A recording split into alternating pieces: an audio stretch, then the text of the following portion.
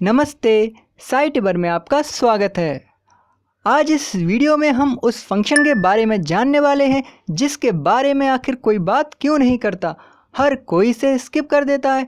यहाँ तक कि मैंने अपनी पिछली मल्टीमीटर वाली वीडियो में भी इसको नहीं समझाया है और इसको स्किप कर दिया है। तो आखिर क्या है इस फंक्शन का सीक्रेट, आखिर होता क्या है इससे? तो इस वीडियो में मैं आपको इस फंक्शन का पूरा ऑपरेशन करके दिखाऊंगा। तो इसके लिए मैंने एक नया मल्टीमीटर ख़रीदा है क्योंकि उसमें हमें एक ख़ास चीज़ की ज़रूरत है।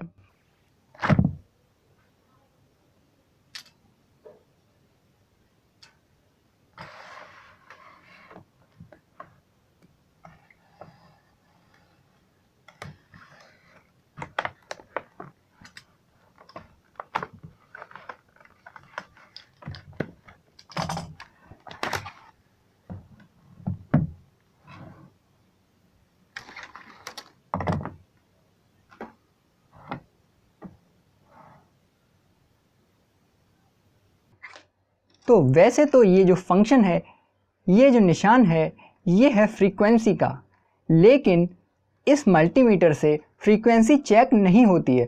फ्रीक्वेंसी चेक करने के लिए एक दूसरा मल्टीमीटर आता है। तो आखिर इस फंक्शन से होता क्या है? तो देखिए, ये है वो ख़ास चीज़। इसमें आप लास्ट में देख सकते हैं, ये लिखा है इस साइन के आगे, देखिए सेम यही साइन है इस पर भी। इस पर लिखा है स्क्वायर वेव आउटपुट, यानी कि ये जो फंक्शन है ये आउटपुट निकालता है, इसमें से सिग्नल निकलेगा। और कैसा सिग्नल निकलेगा? इसमें लिखा है स्क्वायर वेव। अभी मैं आपको दिखाऊंगा कि कैसी दिखती है स्क्वायर वेव। और लास्ट में लिखा है approx 0.3 voltage peak to peak. तो यानी कि अगर हम इस पे सेट करते हैं अपने मल्टीमीटर को, तो इससे एक स्क्वायर वेव का आउटपुट निकलेगा। तो चलिए इसको सेट करते हैं।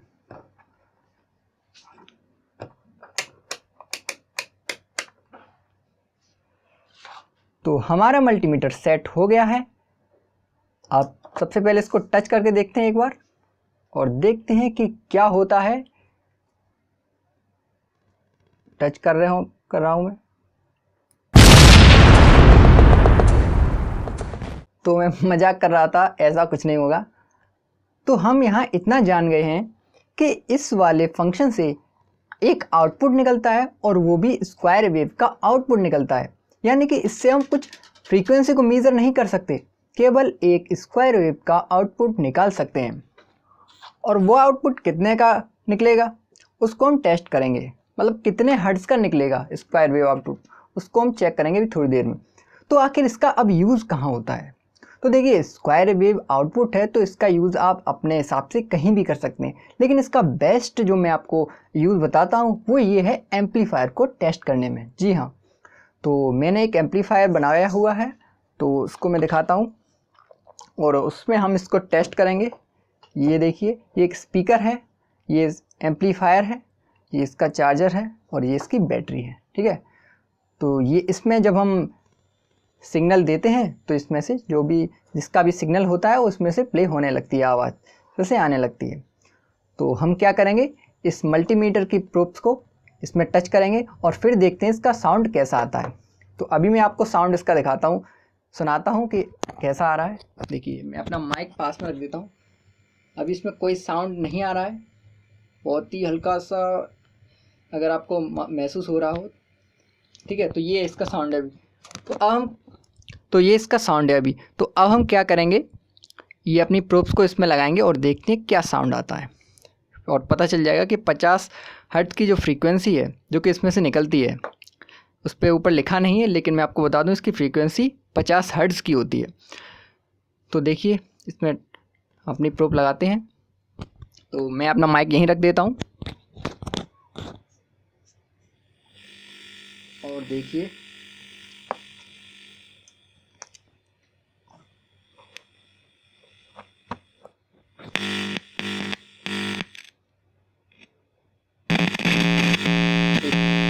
सुनिए कैसी आवाज़ आ रही है। अभी देखिए कोई साउंड नहीं आ रहा है, लेकिन मल्टीमीटर की इसको पास में रख देता हूँ। और जैसे ही अपनी प्रोब इसमें लगाते हैं, देखिए 50 हर्ट्ज की फ्रीक्वेंसी कैसा आता है।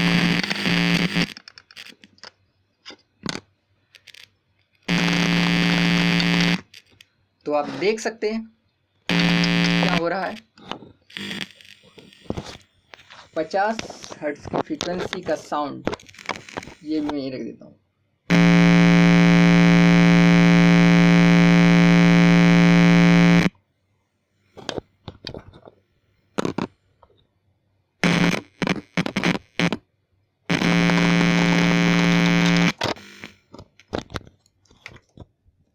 तो आपने देख लिया होगा कि इसमें से हम एम्पलीफायर को इस फंक्शन की सहायता से कैसे चेक कर सकते हैं। इसी तरीके से आप इस स्क्वायर वेव सिग्नल का यूज़ और भी चीज़ें चेक करने के लिए कर सकते हैं।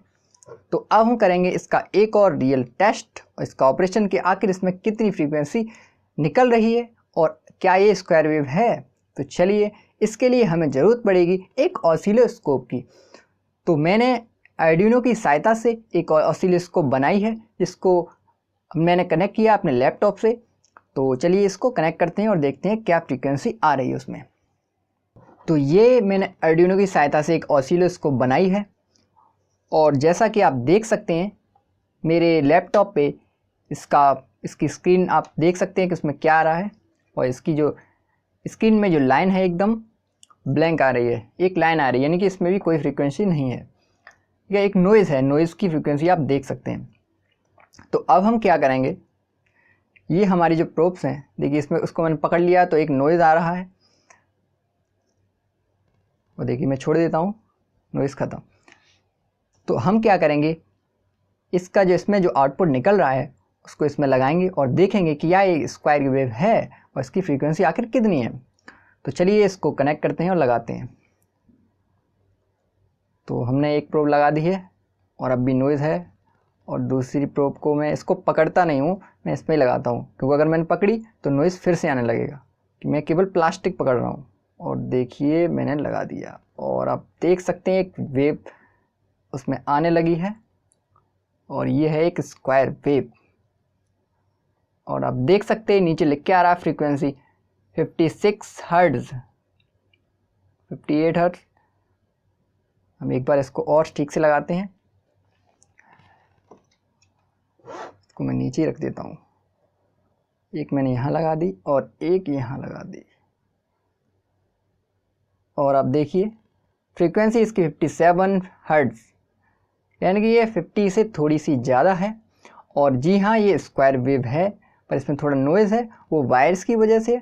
आप इसको अगर डायरेक्ट इसमें कनेक्ट करेंगे तो शायद और क्लियर है। तो इसको मैं निकाल देता हूँ और इसमें सीधा कनेक्ट करके देखते हैं और देखते हैं क्या होता है।